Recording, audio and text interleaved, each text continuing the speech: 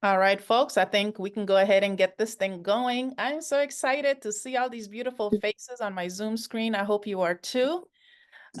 Why are we here? And so let's see. Why are we here? We're here to talk about this groundbreaking book that we've come together to publish, Cabo Verdeans in the United States, 21st Century Critical Perspectives. I'm your girl, Terzali Manevsh, and I am a professor of political science at Johnson C. Smith University in Charlotte, North Carolina.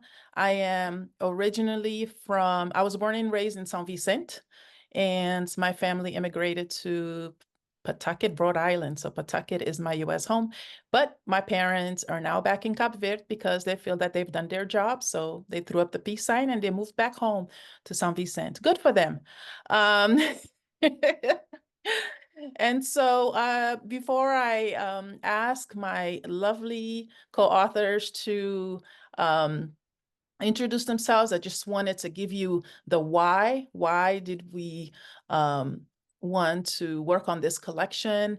I have to say that my dissertation back in the day was on Cape Verdeans in the United States and development back home. How do Cape Verdeans engage with the homeland and this whole notion of the return, going back home, what do we do? And so when I thought about it in recent times, a couple of years ago, have a do-over, if I was to redo my dissertation, I would want to include community voices. I would want to bring together folks who wanted to share their stories from their perspective. So not just folks, but Cape Verdean folks, Creole folks who wanted to share their stories, our stories, because I felt that that lacked not only in our community, but in academia and in other spaces that teach us about immigrant communities in the United States, Black immigrant communities in the United States. And so I wanted a collective voice instead of me just redoing my dissertation just by myself. And let me tell you, I couldn't be more thrilled with this collection. I am extremely proud of it. It makes me emotional a little bit just talking about it because I'm extremely proud of it. And the other thing that one of the main points that I talk about in my introductory chapter is this whole notion that academia is the only space for knowledge production and that only academics need to be writing books about communities. And so this book to me is the most critical and the perfect clapback at that system that says that academics, right, scholars who've, and I understand my privilege in doing that. And that's why I wanted this collection to include all of these beautiful voices of these folks that are included. So that we have quite a few academics in this collection. We're not saying that academia doesn't offer great contributions, but what we're saying is it's not the only space that should be telling these stories, right? And so also for us as Creoles, another thing is I'm quite concerned with the preservation of our national memory. And so I think this adds to that. And I'm hoping that in the future, soon enough, that I'm able to collect enough coins to translate this into Portuguese, along with my previous book on Cape Verdean women. And so I want this to be part of our legacy, to be part of our national memory as we begin to pave the way for the future generations, and that this inspires the next generation to say, oh, that's pretty dope. I want to write my story and I want to share it. And so, and I hope, Destiny, that you talk about Criolla books a little bit while you're answering the question as well, because you've created a beautiful platform that is very inclusive of Cape Verdean women to be able to tell their stories through creative writing and other ways. So don't mean to put you on the spot, but Criolla Books actually is Destiny's publishing platform. So I just wanted to put that out there. Um, so without further ado, I just want to go ahead and give us some house rules to Yep, I was just going to say Criollo Books would love to translate into Criollo. Oh, child. Okay, let's talk. I wasn't ready for that, but here I am. Okay, let's definitely talk. Um, so just a couple of house rules. We are going to, the way this works is we're going to have all the authors, each author introduce themselves, and then we'll go into, let's see, Jolie's Wi-Fi is spotty. She's trying to get back in. Not a problem. Yeah. Um, I'll keep monitoring that, Jenna. Thank you for letting me know. So we'll, before the introductions, we want to make sure that this is let everyone know that this is a safe space for conversation and discussion. So be very mindful of the ways that you are engaging in the chat, and that it is from a loving point of view with, with your comments. Just wanted to make sure that, not that I'm assuming that folks know or don't know Zoom etiquette, but it's my place to say that this is a safe space for discussion. And so for us to be mindful of the way that we talk to each other.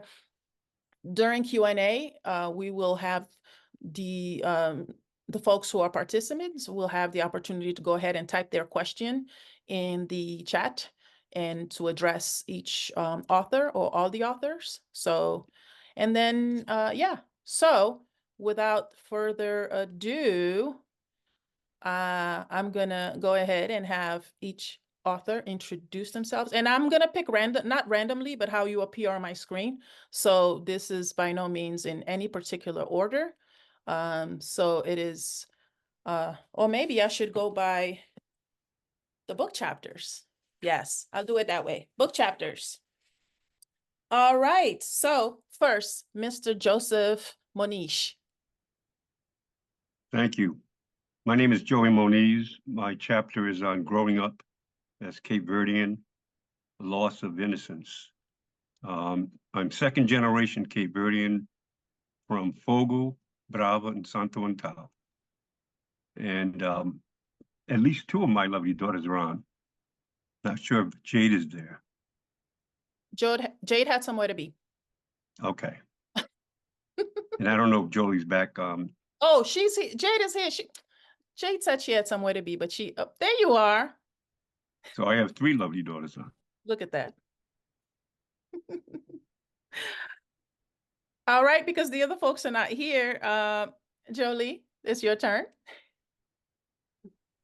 Okay, well, I'm Jolie Moniz. I'm third generation Cape Verdean American on both sides. My dad explained his lineage. On my mom's side, it's Bravo Fogo in the Azores, as we all have. Born in Providence, raised in Connecticut, spent many years in New York. And I came back home permanently in 2012. And the plan was to stay about 1 year. And as folks close to me know, that quickly changed as I wanted to make this my forever home. It's my happy place. And so I shared in my chapter about, I think, the pivotal steps in my life that led me here, and why I am so happy here, and why I feel I've found home and belonging through my roots. Absolutely. All right, Tamara. Hello, everyone. My name is Tamara Tavares. I was born and raised in Cabo Verde. My parents and my family's all from Fogo mostly, and of course, all the other places we never end up knowing about it, and unless we do one of those DNA tests. I am an educator, I'm an entrepreneur, I'm an advocate, and now I get to add author to the list of titles as well. So I lived in the US for about 10 years, and I moved back to Cabo Verde and live currently in Fogo for the last 2 years. My chapter is about my journey, moving to the US, living there, the personal struggles, of course, working on my mental and physical health, and then moving back to Cabo Verde and the things that I'm excited about moving forward. Thanks for having me, Tirza. Thank you, Tamara. All right, so Ambrizette. Hi, my name is Ambrizette Lima. I am a K-12 educator in Boston, and I'm also a member of the Cabo Verdean Center for Applied Research. And I'm one of the co-authors of this chapter. Actually, there is another educator and then three professors. So it was kind of a mix of practitioners and professors writing this chapter, and we wrote the chapter A Socio-Political History of Cabo Verdean Bilingual Education. I am a former bilingual student. I came from the island of Boa Vista at 15.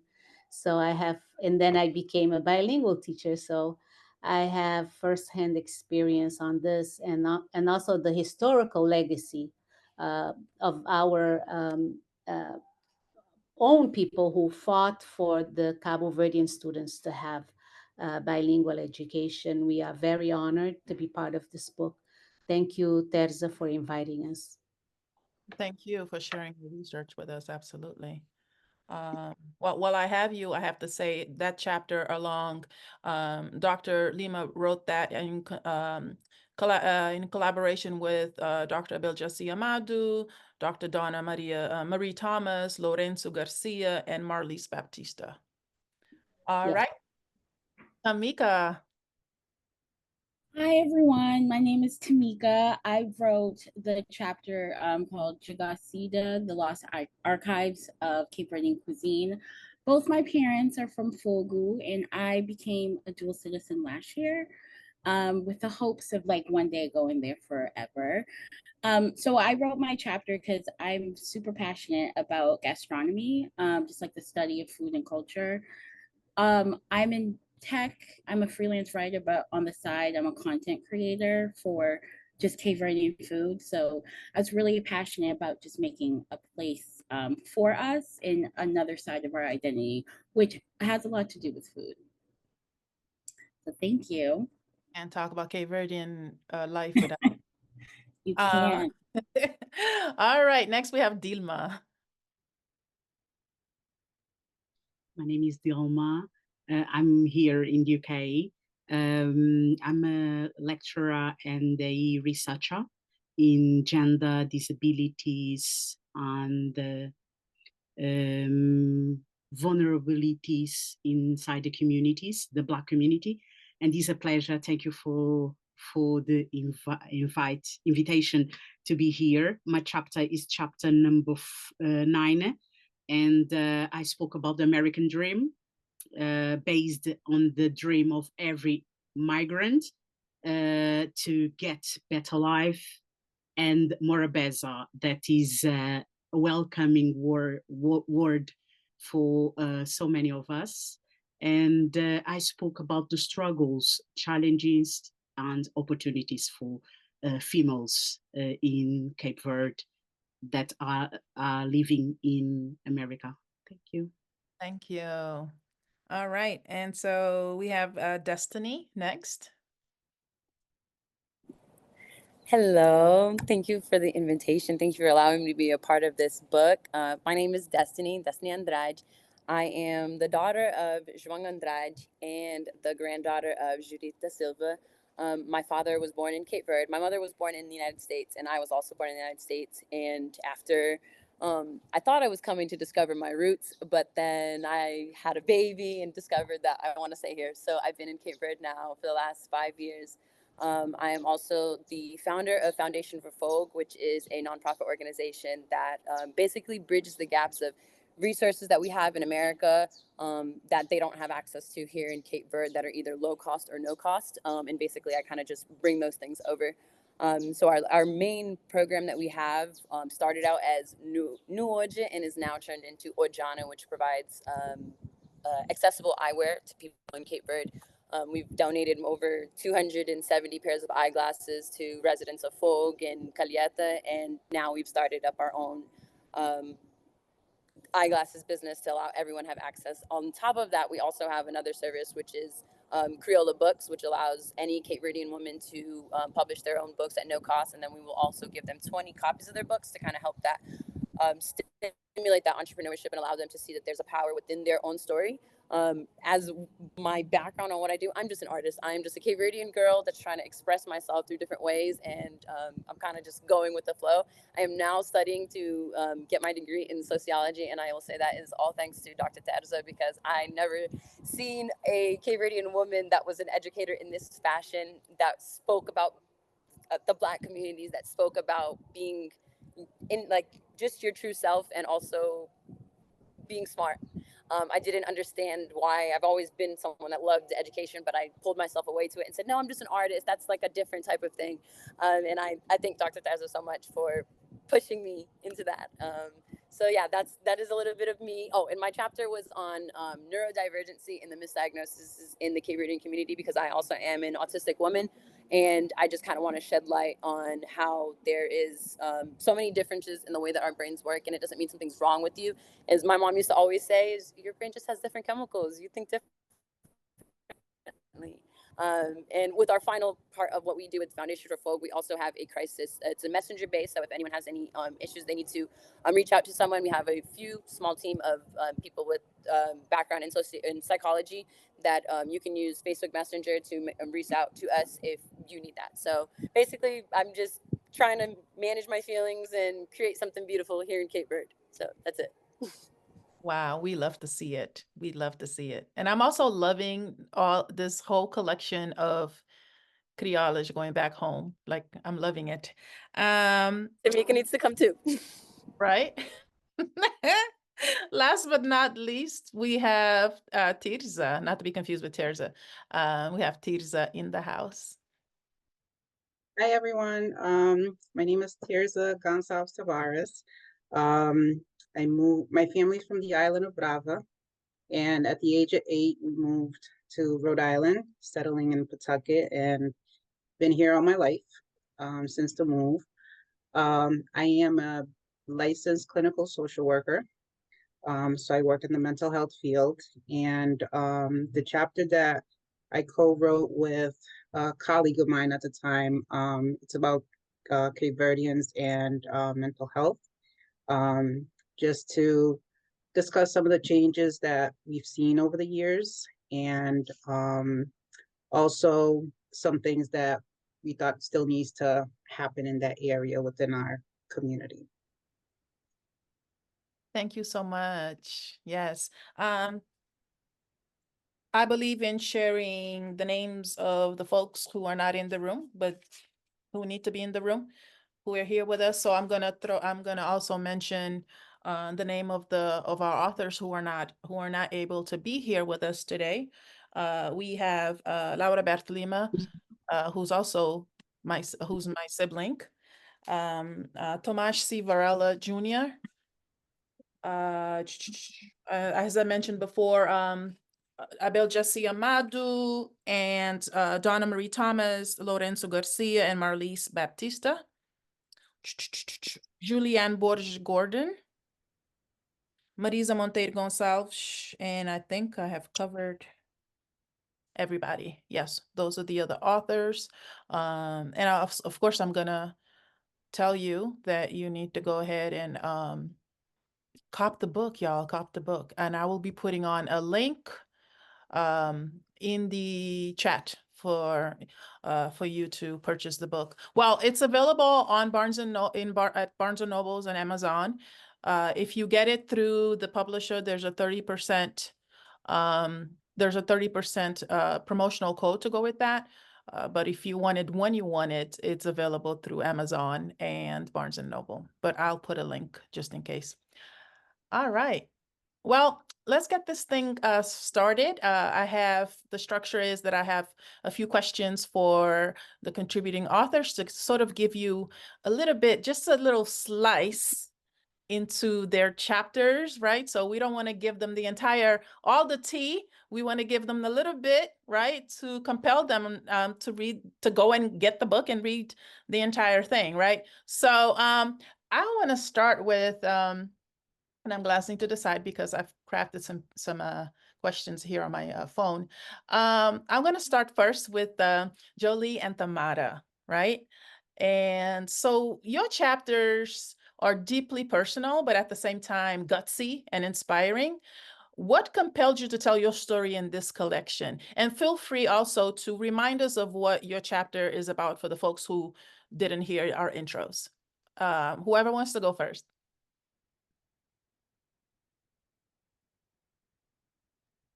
I'll go.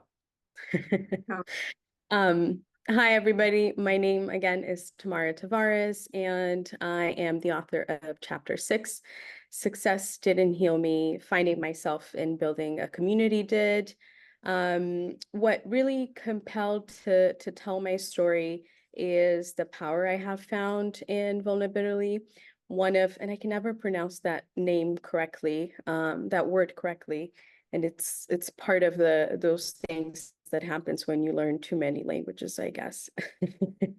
But in the process of healing and self-discovery, one of the things that had the most impact was actually talking to people about the things that I was going through and quickly realizing that I was never alone in whatever it was that I was going through it. There were other people also experiencing those challenges, experiencing those wins, those feelings and thoughts, and the power that we feel when we share and we find people who understand is so impactful. And I'm sure we've all felt that at some point talking to a friend. So I made a commitment to tell my story more often and more often, to share out the things that I'm going through and the challenges that I face, as long as with the wins. And so when there's asked me to contribute, it was a big challenge because I was just learning that process of being vulnerable and opening up about my journey. And writing it was really challenging because I really put all of myself out there. It's a lot of my personal journey, and it can be challenging for an introvert, and I am an introvert. So I'm grateful for that experience, and I hope that folks, while reading it, also feel a want to connect, feel a need to be more expressive about their journeys and share out. And hopefully there are things there that you relate to, and we can strike a conversation about it, because that's really what my ultimate goal is. Right on. Absolutely. Jolie? Okay, I apologize in advance for my neighbors, the roosters. Why did I feel compelled to share? Well, when Dr. Tears, or Dr. T, as I call her, as I call you, asks anything of me, I don't even hesitate. And so just the fact that you wanted to consider me sharing my story was enough for me. I know you give 150% to anything you do, and I believe in you. I believe in your projects. And so it was an honor to submit something, and then to have it accepted is huge. Yes, my chapter is highly sensitive and personal. I tend to wear my feelings on my face and on my sleeve, and I don't hold too much back, but still, because one of the things that prompted me starting my life over was something so sensitive and involved someone close to me, someone I still care about to this day, my then fiance. So I'm always cautious about what I share publicly. I want to keep his feelings, in mind too. But I know how long I denied such a big part of myself, many parts of myself, my desire to take more risks, my desire to be entrepreneurial, my desire to spend a long time in my homeland, to be closer to the culture, learn how to papi Criollo, and also just following too much of what society says women are supposed to want for their lives, want for themselves. And not that I was unhappy, I was actually pretty content in my old career, in my old life in New York. I was what you would say was successful, but there was still something missing. And the one, I try not to live with regrets, but the one regret I always say is that I wish I had made this move earlier, sooner, because it just led to so much joy and happiness and growth. And yeah, it just changed the trajectory of my life for the better. But I say, you know, don't live with regrets, Julia. Let that go. It happened when it was supposed to, and for reasons that it, you know, were supposed to happen when they happened. And everything I did in my prior life and in, you know, my different 2 careers and living in New York and wherever have led me here and also contributed to what I'm doing now with tourism and with, you know, other services I try to offer people like me in the diaspora to give other people inspiration and strength to come back home, you know, whether it be for just a visit or to live or to support, to retire, or just to keep returning. I feel that it's good for Cabo Verde for sure, and it's good for us individually. And so again, it happened when it was supposed to, but it's still scary sometimes sharing this part, you know, what led to this decision. But I think it makes me stronger, and hopefully it makes other women and people in general in the diaspora consider and listen to that inner gut, that inner voice, and just jump. Thank you. That inner voice that we often neglect and want to suppress, right? Thanks to both of you for sharing. Yes, 2 very powerful chapters. If you want the entire tea, you need to read those 2 chapters. 2 very courageous criollas for sure. So let's take it a little lighter. Let's talk to Tamika. Tamika, I have a question for you. As I mentioned earlier, we cannot have a book that doesn't talk about our ever so amazing food, right? And so your topic, your chapter talks about the transformations that our traditional dishes go through once we travel abroad, right? And by this, I mean the names and even the names and the ingredients. So talk to us about what you found interesting and eye-opening in your research, because ultimately this was your research. Yes. First and foremost, I want to thank you because you're the reason why I had so I don't know, I was so passionate about it because I was stuck on it. I wrote it for school in my master's program. But what was like super eye-opening about just learning about the dish jigosita was that not many people knew about it. So there was already, I don't want to say too much, but there was already like this standing debate over this dish, which is crazy to me. And I don't like confrontation. So my goal was to provide like a solution of like why one group of people, even if we were from the same island, had a completely different understanding of this dish.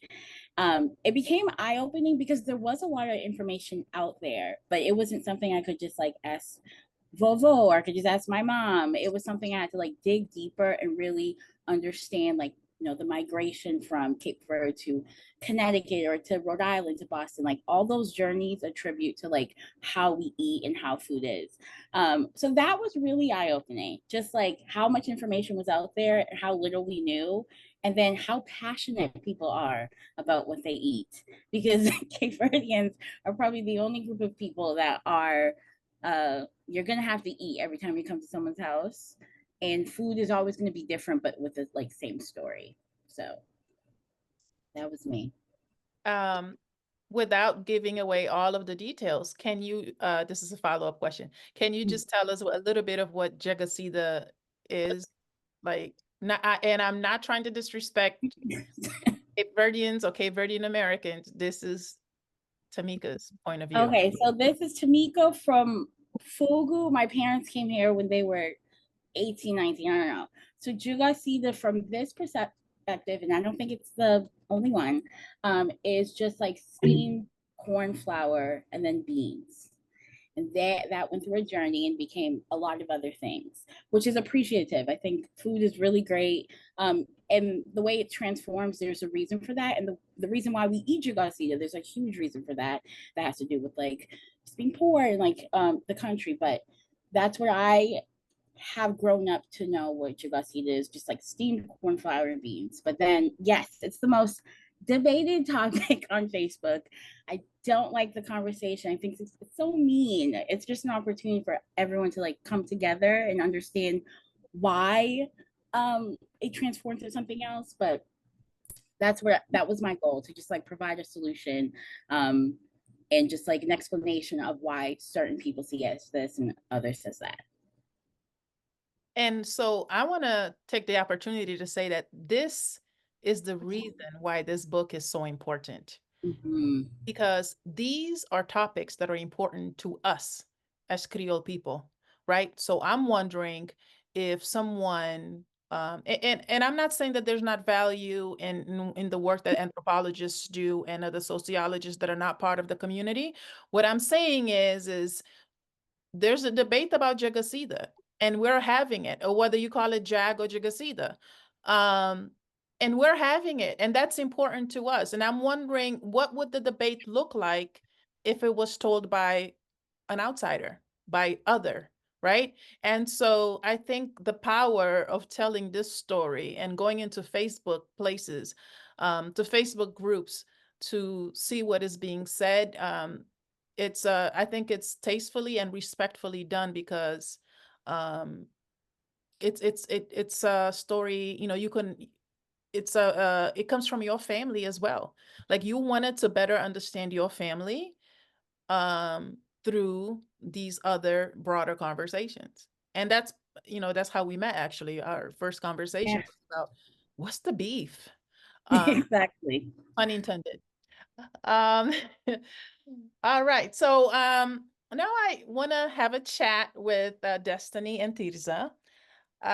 Your chapters touch on culture, taboos, healthcare, particularly when we talk about diagnosis or misdiagnosis, and mental health. How do your chapters help us move forward in seeking help and addressing these issues?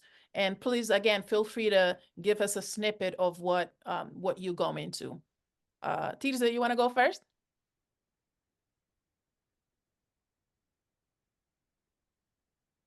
So with the chapter that I co-wrote with Dr. Marisa Gonçalves Lopes, she actually approached me on writing that chapter, because at the time we were colleagues and we were working at a community health center, where a variety of services was provided to the patients. And we worked in the behavioral health department. And being the two Cape Verdeans there, like I said before, we were noticing a lot of different things, like people coming in for services, and with the community being more open to coming into services. And one of the reasons, specifically where I work, a lot of times when they come in for a medical appointment, they go through the screening questions to see if there's any anxiety, depression going on. And depending on the score, that's how they were getting connected with us. And a lot of times when they would come in to see us, they weren't aware that such services was available. And we were the first ones that they would encounter that would be able to provide them with that. So for me, I feel like that's one way where a lot of Cape Verdeans are coming into getting services, which has been a major change since I've been at that agency.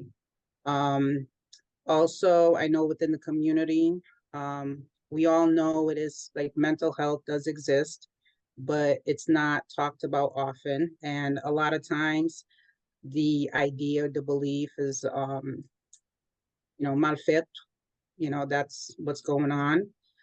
So they're looking for answers with that. And then other times it could be, they're looking for a medical answer, like something's medically wrong with me. I need a doctor to figure out what it is. So in our chapter, we talked about some of these things, with hopes of, people having more awareness that it could be more than that. Extremely powerful.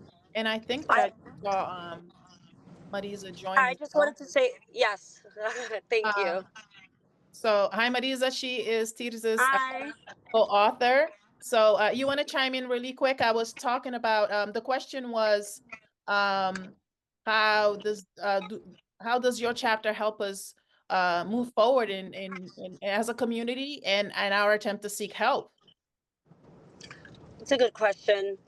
I thought it was a great chapter that could at least introduce to the community where we stand now with mental health. It was a lot, honestly, to cover and to think about what needed to be covered. But at that time, I thought to myself, let me give them, both Tisra and I discussed, let's give them an overview of some of what we commonly see in the community, and then from there, we knew that we couldn't explain. I'm sorry, I have some background noise. So we knew that we couldn't explain in depth, and there were a couple areas we wanted to expand upon. But my hopes is that moving forward, that folks feel like they had a good overview where we are, and also even intergenerationally, and where we stand as a community as we begin to be more acculturated, as medicine also develops, because we're not where we were, say, in the 80s.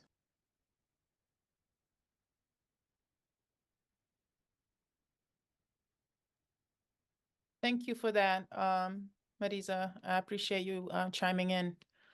All right, so Destiny, you want to continue? You want to talk?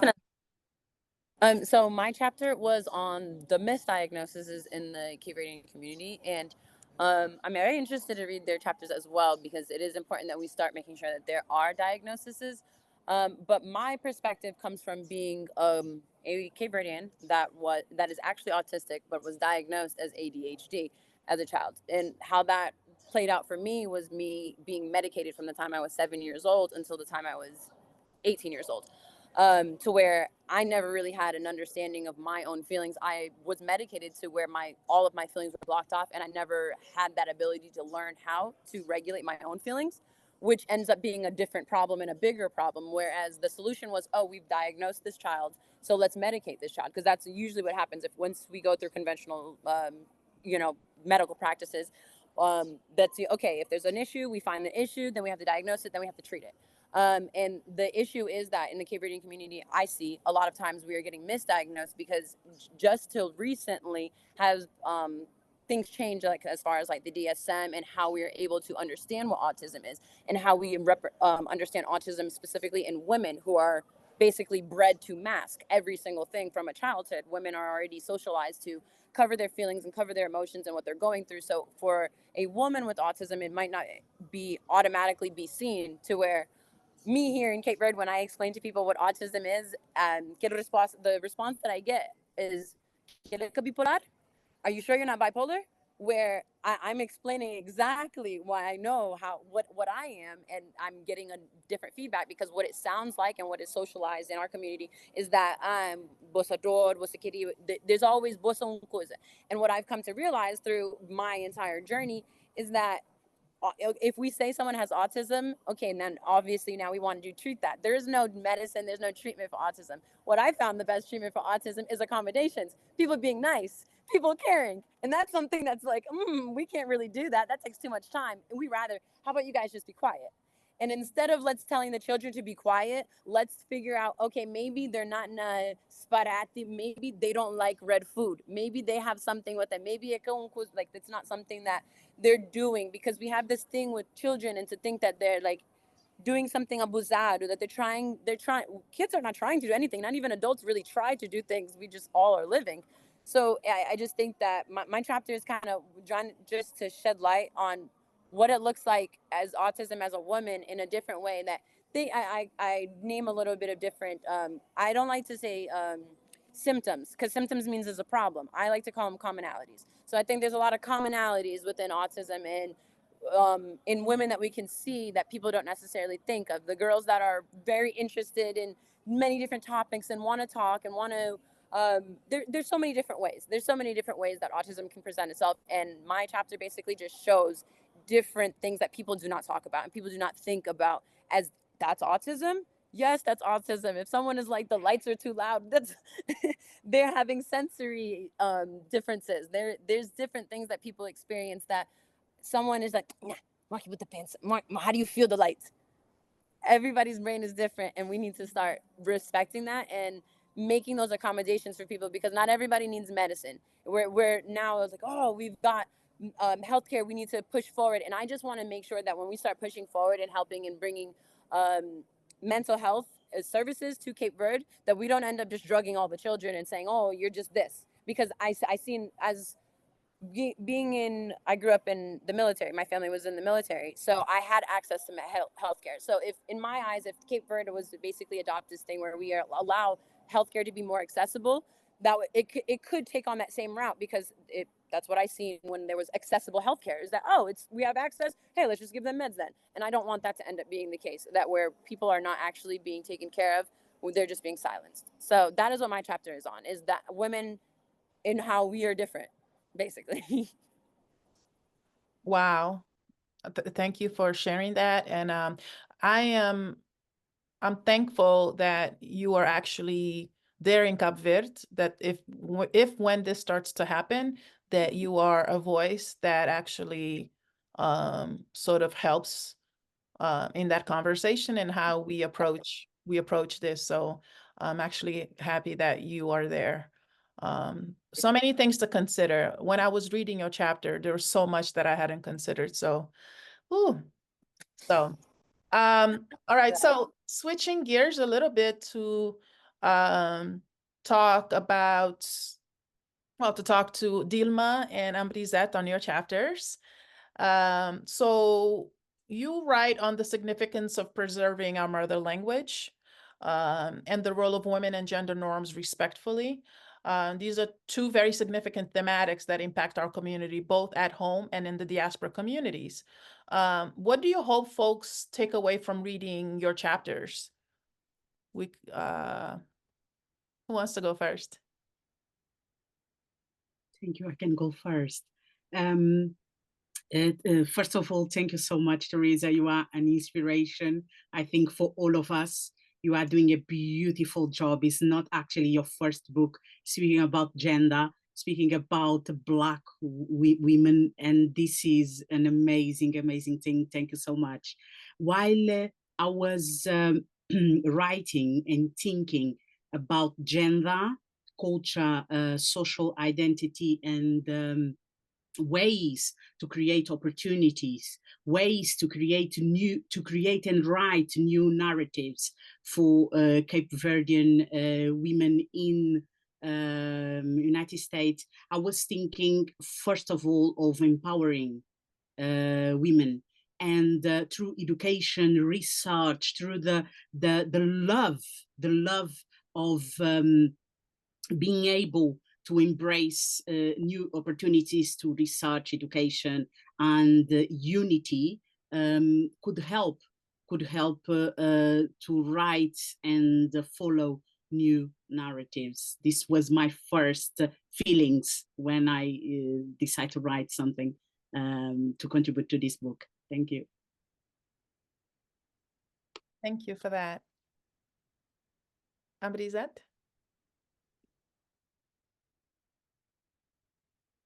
You're still muted. Sorry. I do that all the time. So our chapter is a little dry compared to the beautiful personal stories that I've heard, very touching, because it speaks about the history of the bilingual education, and we are so thankful that we were able to contribute to the collection. There has always been a gap when it comes to research, scholarly articles on Cabo Verde, written by Cabo Verdeans. So it's wonderful that we were able to write our own history and talk about the history of bilingual education, because schools are the gateway to children and families coming from Cabo Verde. So bilingual education played a very important role in the socialization of Cabo Verdeans. And now we see an increase in a lot of conflicts within our young people and the community, especially a lot of Cabo Verdeans involved in the judicial system. And we do believe that the schools have a responsibility to have programs that help students in their native language. So with our advocacy, I must add that we were able to write a curriculum in Cabo Verdean in English for our students, but we need to continue to fight. What would I like people to take from our chapters? That we need to write our own history. We don't want people, sometimes people write about us and they don't write our history the way it is. We need to stop being invisible. We need to advocate, and we need to mainly continue writing just like we did for this book. Thank you very much, Terza, and it was a pleasure to hear about everyone else who contributed. Thank you, Amrizet. I have a follow-up question actually, because it just sparked my mind about like this whole situation with DEI, diversity, equity, and inclusion. Do you find that your work, because there's in so many states, right? I'm in North Carolina. In so many states, there's this move to just silence the voices, right? Silence the voices of most people that have been othered, so othered communities that are been historically marginalized. And so I'm wondering, do you foresee this as a concern for you and you in the Center for Applied Research? Is this a concern for you in terms of funding or in terms of what the school system might do that may impact our learners? Or Oh, absolutely. I was just in a meeting with the chief of multilingual education about this, that they've given money to every ethnic group in this particular city. I'm not going to name them, except for Cabo Verdeans. So it's the truth. It's unbelievable. So we are still advocating, fighting, and I hope that all states continue to advocate and fight because this is their right. Parents pay taxes, so it's not a favor. So yes, let's continue to fight and ask that the money that they give to other ethnic groups, that are given to us as well. But we have to ask, we have to fight. absolutely, and I'm glad you mentioned that. And we're not asking for favors, y'all. So I hope that you heard Dr. Ambrizet loud and clear. We're not asking for favors because we're paying taxes. Even undocumented folks, we're paying taxes. We're nobody's giving handouts over here. And if you're in the state of Massachusetts and other locations with predominantly Cape Verdean populations, do your thing. Demand. Thank you. So we're gonna bring it on home with Mr. Munish. I have so actually you have the first chapter, well, other than the introduction chapter. You give us a chapter that helps us connect the present to the past, but also the Cabo Verdean experience to other immigrant experiences. How do you think we can continue to move forward but still honor the past so that our culture lives on? And I know that in your chapter, Mr. Muniz, you talk about the dangers of losing our culture and what that looks like. First of all, this chapter is one out of a book that I've almost finished. The title of the book is Fiji di Rocha, which I have to admit I borrowed from Mayra Andrade's song, Teralongi. And that song really hits on the head what I'm trying to express. Growing up as a Cape Verdean on a street, Carlton Avenue, that was only Cape Verdeans. Most of us, well, second generation, but our grandparents were born in Cabo Verde. And listening to them as kids talking about the old country and how they wanted to return. A lot of people are under the misimpression that Cape Verdeans left Cape Verde because they wanted to, when in fact, most people left because they had to. As I always quote with Eugenio Tavares, si acabado cate berado. If you don't leave, you can't come back. And my grandparents always desired to return. I have a letter from my grandmother, who was blind, speaking about how she got here and always wanted to go back. All those desires died with them. They didn't get a chance to go back. So when I had the opportunity to go in 1989 on a so-called business trip, I did so not because of the business. I wanted to go and see what this country was like. And it hit me like a rock when I got there, because having heard stories, my father telling stories, my aunts telling stories, our grandparents talking about the old country, it was like I was so familiar with it that when I landed in Seoul back then, my first night in Cabo Verde, I sat on the beach looking over the Atlantic Ocean, realizing how that journey they took was, and I cried like a baby. It was like coming home. So I have returned now so many different times, and my chapter is about why we have to stay connected and the potential for us losing our culture if we don't, as I put it, return. And returning doesn't necessarily mean you got to get up and move, but you ought to learn more, and we need to be more about our diaspora. I've had conversations with different people. The Prime Minister will be here this week in Rhode Island. I have relocated back to Rhode Island, and we grew up in a community that was Cape Verde, which I talk about in my chapter. We heard stories about my great-grandmother and how she ran a speakeasy in the basement. And the women were the leaders. The strong women were the leaders in our community. That was the same in my family. We had a lot of very strong Cape Verdean women who did a lot of the building. My great-grandmother was one of those, Mari Jim. And she had the audacity to have a speakeasy, but smart enough to invite all the police department to visit the speakeasy during Prohibition so that they wouldn't arrest her. And she had a grapevine and made her own wine. So hearing all of those stories and going back to Cabo Verde, it's always been something that I sensed that I needed to do.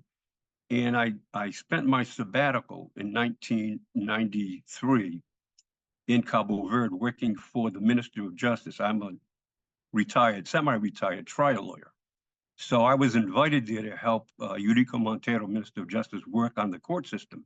And we drafted the current court system, which is in place now based upon how we do it here in America, from the Portuguese system, which was really biased toward Cape Verdean. So we are very proud to have been participating in that effort. And now the court system is designed along lines that are more favorable to the rights of people. So the whole point of my chapter is that growing up, having learned those things, we need to instill the younger people, our children, our grandchildren, in the ways of Cabo Verde. I don't expect everybody to do like Jolie to get up and move there. I was shocked when she did, but it was something that we need to talk more about. And being here in Rhode Island, belonging to a Cape Verdean, one of the oldest in the country, club, it gives me the opportunity to be around people. When we were in Hartford, there were very few Cape Verdeans there, but here in Rhode Island, there were many. And it's like a cultural bubble, as I call it. But I see the difference with the younger people, and they're hungry. Third and fourth generation people are so hungry, they ask all the time to learn more about their culture. So I think through books like yours, we can accomplish that. And it doesn't necessarily require that they get up and go spend a sabbatical there, but that they at least be exposed to our cultural, and whether it's the food, the jigacita, discussing whether when we grew up thinking jigacita was the rice, and when I go to Cabo Verde and I find out it's something different there, those are the kinds of things we need to talk about. And I think your book does a tremendous job toward that sort of thing that we need to do. So I was very honored to submit this chapter, and eventually hope to get the book that I'm finishing published. And that book is about the larger picture of why we left Cabo Verde in the first place and why we need to return. That sort of that subchapter, the one that I wrote, was like a mini picture of the bigger book that talks about our struggles here and gets into the civil rights movement, gets into our struggles, identifying and how we had to deal with not being Black enough, yet not being white.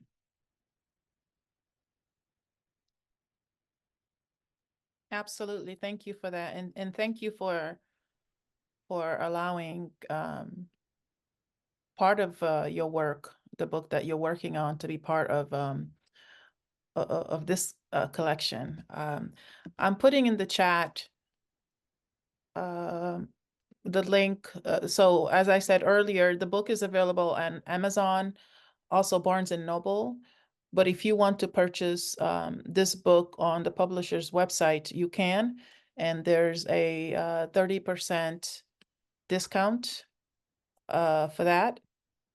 Trying to see, I'll put the discount code there in a second, or if somebody has it handy, if you could please put it on there, that'd be great, because I'm having trouble locating it right now. Dr. Neves, can I just say something? Sure. The museum, Cape Verde Museum, Joe DeMora, has ordered a number of the books, and he's going to be selling them at the museum. He was able to get them at the discounted price, and he's going to pass on to the purchasers the savings that they got, so that, they should be in the museum within the next few weeks. But he's got enough that he's going to sell in Pawtucket for those who live in Rhode Island or nearby.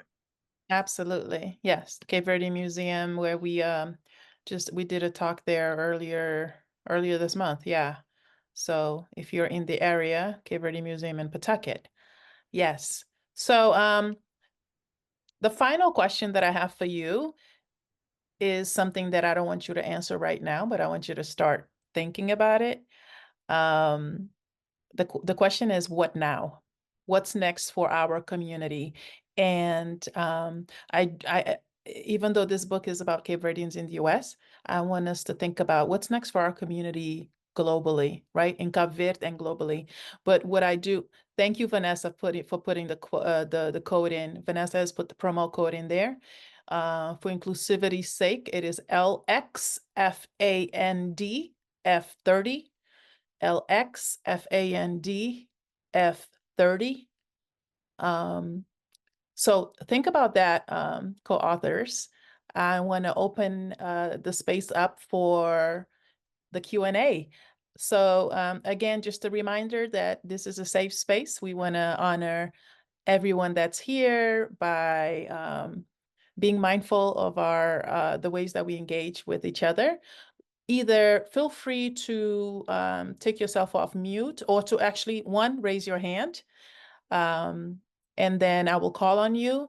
And then two, if you're not comfortable speaking, feel free to put your question on the chat. If you just want to put your question on the chat, I will gladly ask the question. And if you have a question for a specific person, feel free to direct that question to them. So if you have questions, feel free to raise your hand. Q&A anytime, don't be bashful.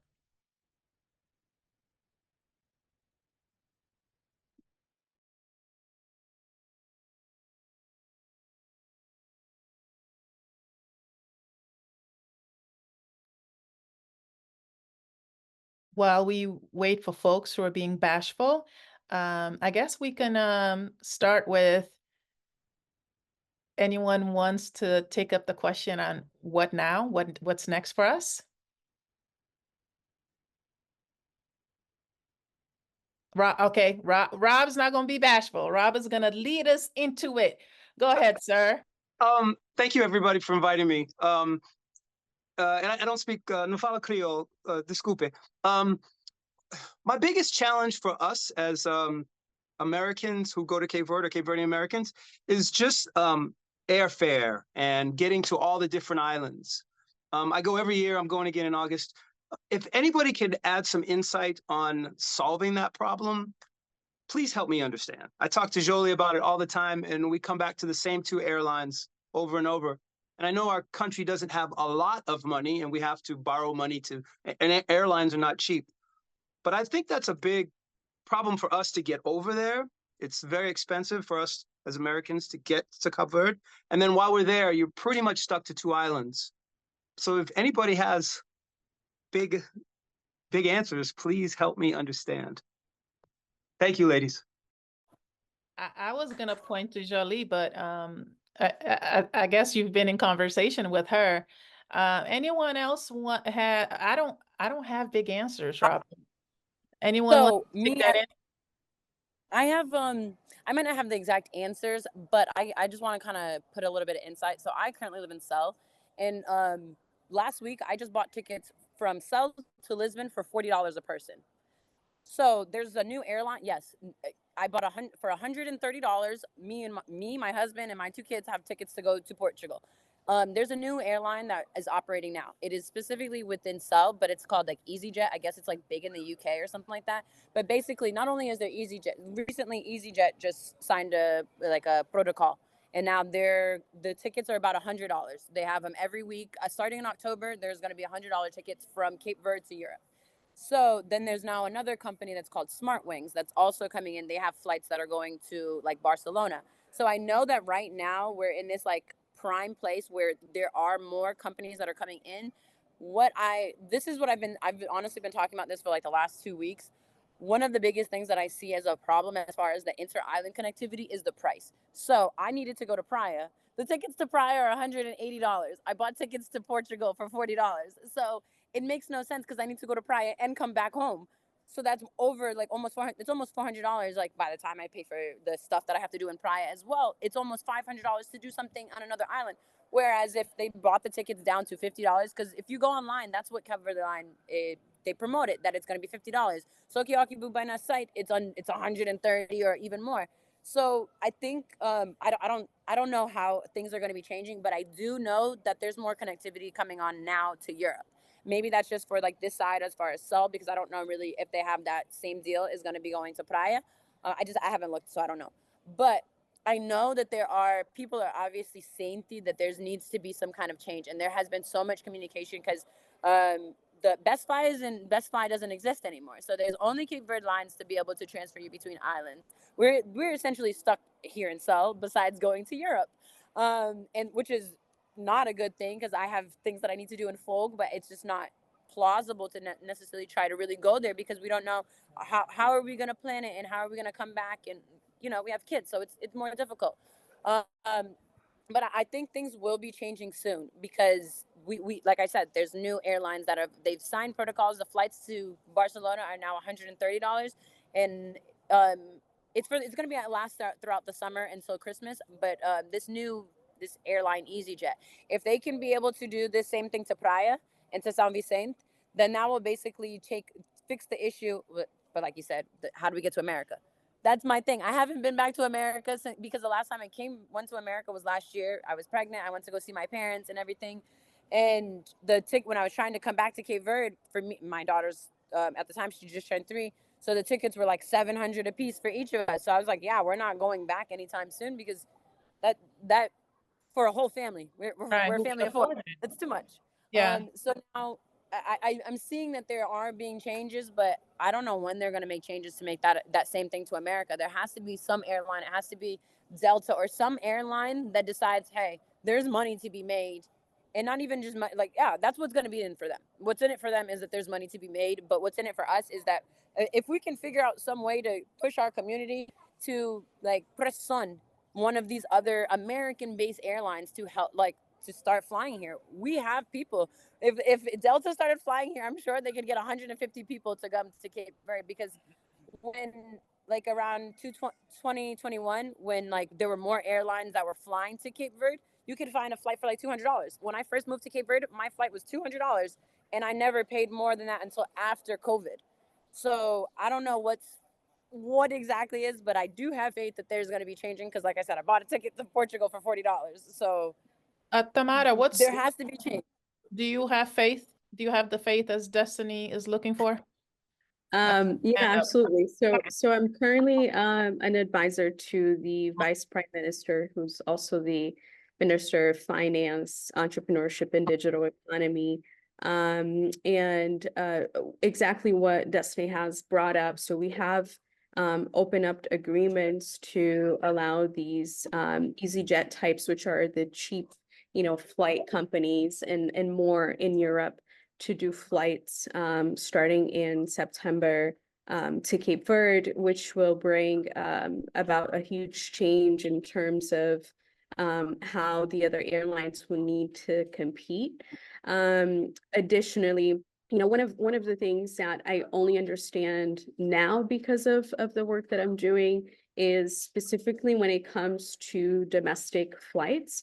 It is very expensive, and one of the things that ends up happening is so right now the current airline is Cabo Verde Airlines, and when you have a contract with a government to fly domestically, you are also responsible for doing emergencies.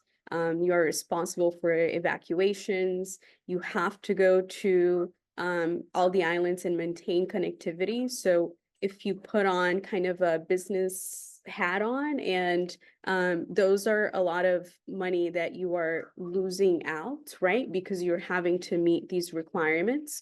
They have made the payment to purchase a small plane that will be with the Coastal Guard, responsible specifically for evacuations and emergencies. So that takes a huge burden off of the airline that should be, competing at a for-profit level, right?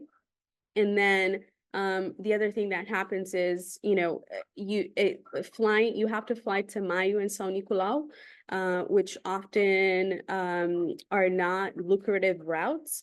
And you have, for instance, Praia Fogo, that's a very lucrative route that's sustaining the airline's business model because they have to meet these things. So there are things happening, right, to make things better. But what I would like to leave you all with is the understanding of the power that the diaspora has in influencing a lot of these things.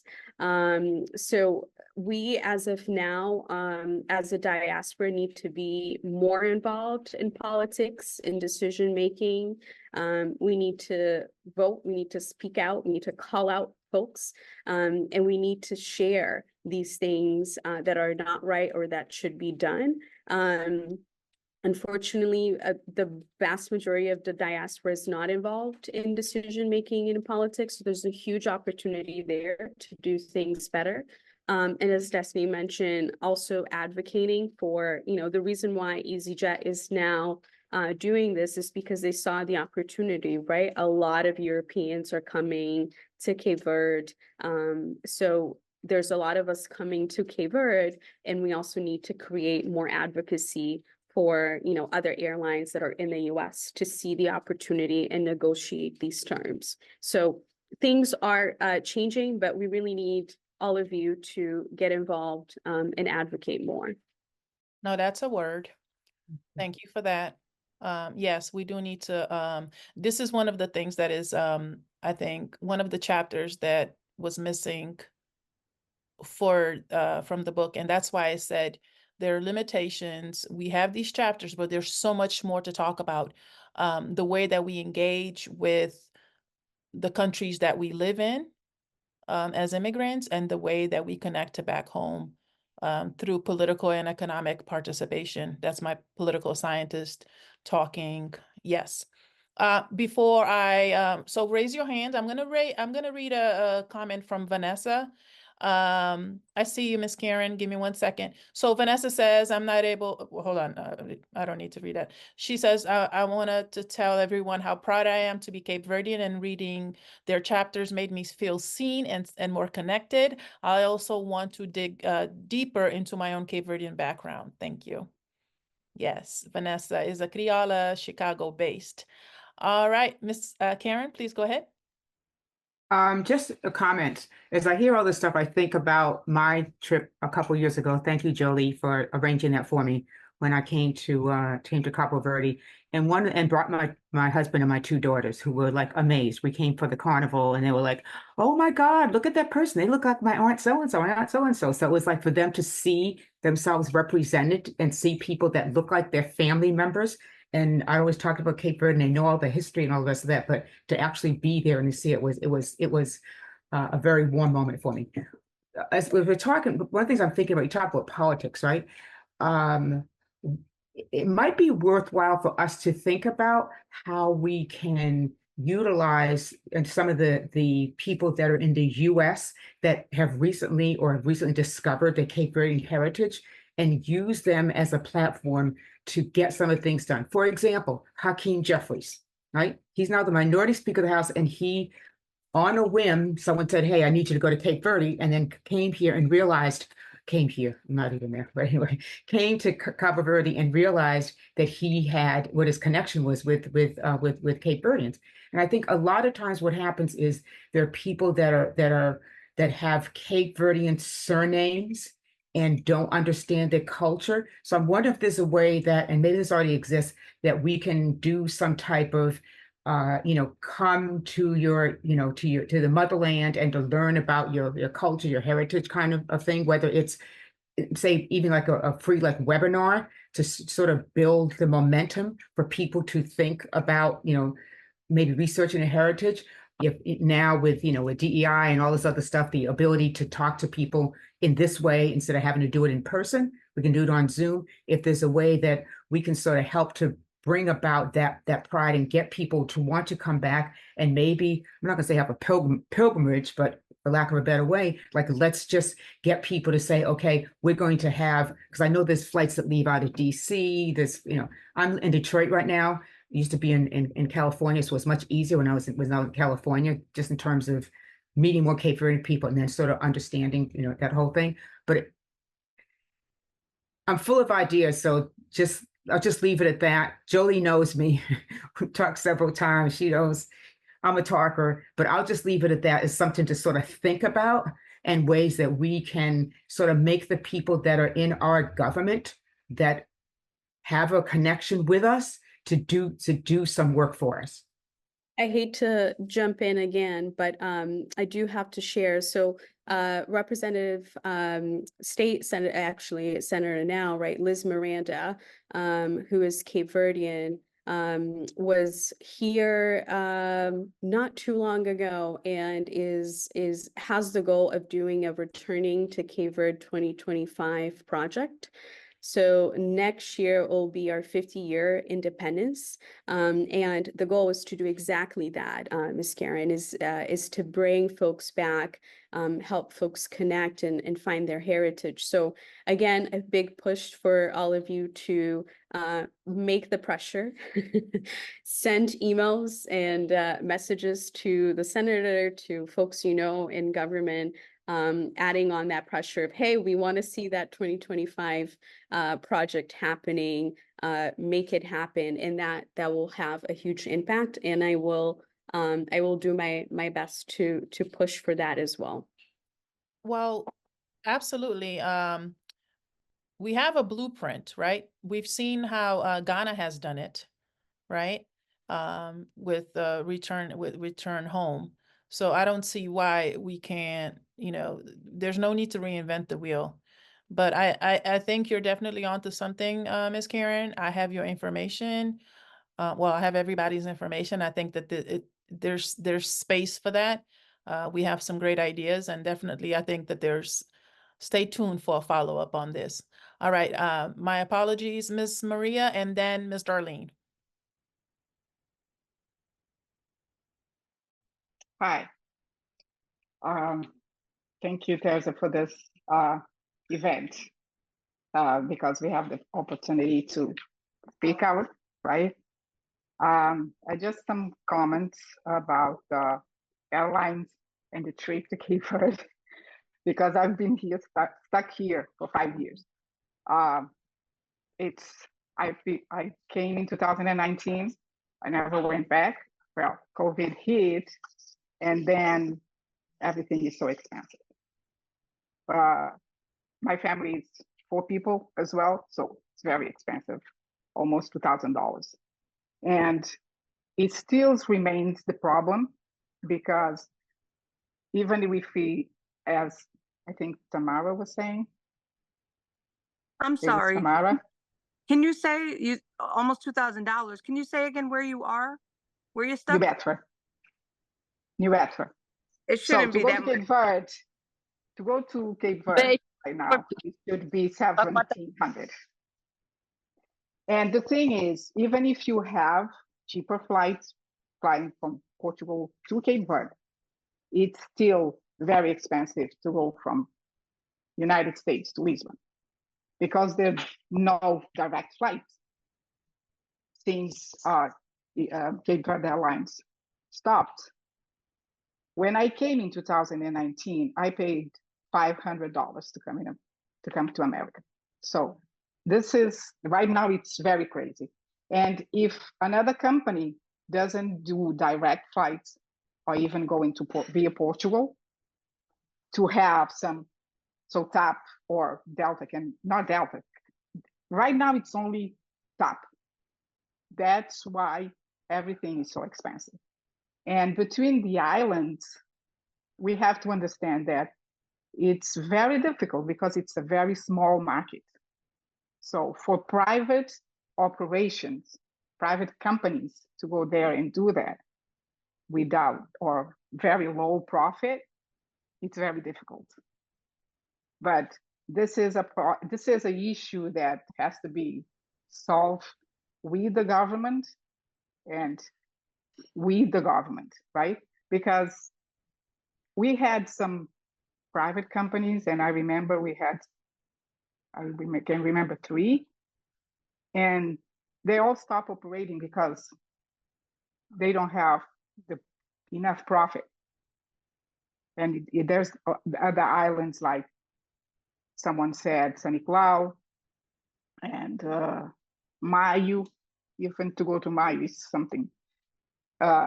So we have this problem with going between the islands. And when I heard people saying that if you go from America to Cape Verde on vacation, you only go for 2 weeks or 3 weeks the most. And if you're stuck in an island, we cannot go to Sal or São Vicente or Sal or Praia to get the plane to get to the United States. That's a problem. So that's, I think, what Rob was saying. Usually you're stuck in an island just because you're afraid of not coming back on time to work. Because it's a different reality that we have here from Cape Verde, right? Here, if you don't come, you lose your job. So we have this issue. I want to comment about the politics that was, I think was Tamara. Yes. It's very difficult, and I see politics asking people to get into politics. I tried. I've been involved here in the United States in politics with one of the parties from Cape Verde. And I can say from my own experience, it's very difficult. There's no open spaces. They don't take criticism or even challenges or opinions very well. And I'm 58. And if we are asking a new generation to do that, I have 4 kids, and one is 28, the other one is 26. I have to push them. I have to push them to go to the embassy in Quincy to register so they know that they exist over here. It's very difficult because everything is so difficult. To vote is difficult. To know where you go to vote is difficult. To speak to a representative is almost impossible. And then our politicians comes to America, and you cannot talk to them. You cannot expose what your problems are here, what they should be here to hear us. And I don't know how this is going, but has to change. Because they come, they give us 15 minutes, half an hour. We'll ask questions, and then most of the time they don't answer the questions as we wanted to hear, or saying that it happened, we did it. No, we're going to think about it, and the next time they come, we're going to think about it, we're going to work on it, and it never happens. So we need to find spaces where people can talk, where people can find ways to deal with issues. And I see Darlene, she knows me because I was involved with the Cape Verde Association in New Bedford. I work at New Bedford Public Schools. I see Cape Verdeans coming every day to register the kids. I help my community.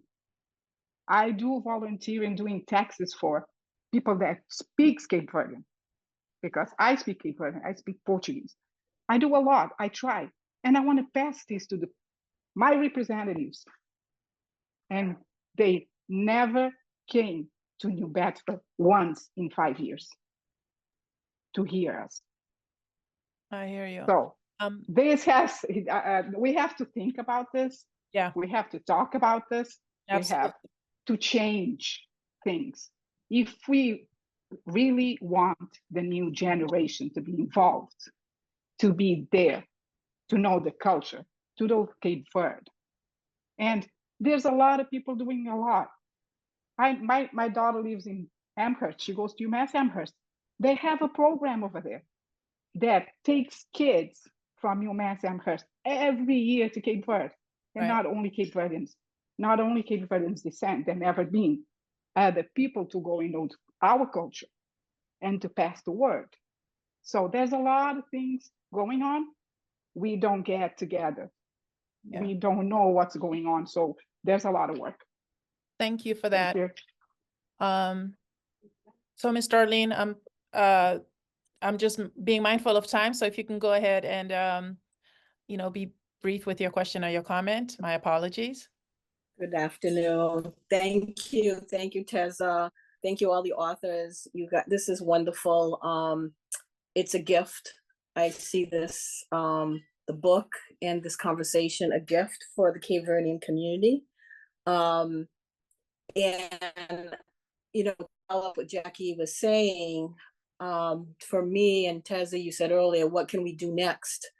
I think about all these issues that we just talked about. Everybody just talked about the airlines, government officials, is about communication.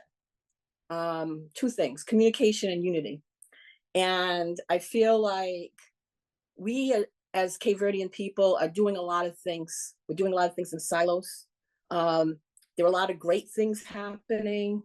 This, for example, and it sometimes happens in silos. Somebody called me somebody that's very well versed in Cape Verdean things, all things Cape Verdean. They're like, what's going on? What are you doing? And I said, oh my God, I put it on Facebook, on the Cape Verdean Association in New Bedford's page. Did you see it? And she had been busy all week. But I feel like, if anything, everybody here, I think Ms. Karen said it, that she feels she's a voice to talk about Cape Verde. We're all voices, right? And how can we bring and unify all these voices? And how do we do this on a regular basis? And I know this is about resources, always, right? Talk about profit, money, but we are missing something, and we're missing this piece around unified communication amongst Cape Verdeans in the United States, unified communication between the diaspora. And I don't know what the total answer is of the how. But I do know, and some of my work throughout the years has been about collaboration and convening and coordination. And I feel like there's so many opportunities happening. And to give an example, what's going on right now is 2 projects going on in this area of Massachusetts. I say Eastern Massachusetts. One is around the Centenario of Amilcar Cabral, and the other one is near Balila, who is, for folks that don't know, is a woman. She's 95 years old, has been a Batuque musician and women's rights activist in Cabo Verde from Praia. She's here. She came on Saturday, and we're going to be honoring her in different communities here in the US, on the eastern part of Massachusetts and Rhode Island. And those two projects actually have shown to me that even with Boston, Providence, Brockton, New Bedford, that we can collaborate as a Cape Verdean community amongst these communities. But it's a lot of work. I get it. And there are key people involved in both projects that I feel like hold it together. And this is not against Rob in any way. I think he's the only male on the call. Oh, Mr. Moniz is on too. But as women, My husband is on here too. Oh, we as women, that's our life, right? Our life has been holding things together. And if the women, as women, we all need to do this. But as women, we carry this a lot, I think, is that, yeah, I feel obligated to make sure that this communication and this road to be able to be unified, we have to work on that. We have to work on that. And having forums like this, Teresa, your book, to have a female publishing company, you know, to have, how many people even know that? I mean, I've been on Instagram, but when talked about it earlier, I went back on, I said, oh yeah, I'm following already. But it's like, she has 300 followers. She should have 10,000 followers. You know, I just feel like we got to figure out a way to better communicate amongst each other. I think that'll be a way of unifying each other. And I'm not even going to get into the island thing, you know, and the Cape Verdean versus Cape Verdean American, or Brava versus Sunny Cloud, or that whole thing, you know. And as I tell my folks on the board, we're one country. It's one country, you know. Thank you for that. Country. Yeah, it's there's the Bahismo, and I talk about that in the introduction chapter of the book, that we want to honor the different cultures of each island, because I think it's important. I think that we can do multiple things at one time. I think we can honor all the islands every time. We can honor our experiences. I think that all of us are Cape Verdean, and I think it's one of the beautiful things about this collection is that it's very multi and intergenerational. It's also folks with different experiences, but we all identify as Cape Verdean. It's sort of like a smaller version of the diaspora wars that, you know, within the Black community. And I'm just like, we're not doing that. Like, let's cut it out. And I think that what Ms. Jackie talked about, Ms. Darlene, well, all of us, Rob, I think that it's not necessarily a one thing, right? I think that these are all part of the challenges that we face. Communication, like effective communication, infrastructure, right? And that prevents us from doing all the things. But you know, we need to keep pushing, and we need to keep advocating for our children in the school system, as you know, Dr. Ambrizet talked about, or just not just children, but learners, period, because we do have adult learners. And so I think that I'm being mindful of the time. I think that the objectives of this forum was accomplished because it's inviting other conversations, new conversations. That's exactly what I wanted to happen, for this book to be the springboard of future conversations. And I'm hoping that the next book, I'm not saying I'm writing it, I'm just saying that the next book talks about these issues. What prevents Cape Verdeans and Cape Verdean immigrants in the US, Cape Verdean Americans, from being more engaged with the homeland? So these are questions that we need to we need to continue to address, whether through articles, through Facebook posts, through the next books, right? So I just want to make sure.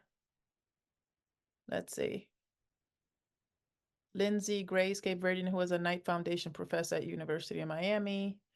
He's the video gaming expert in the country. He has authored 3 books on video games and on Black game studios, and is well known throughout the world. I'm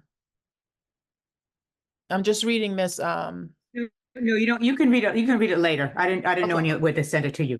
Got it. Sorry about that.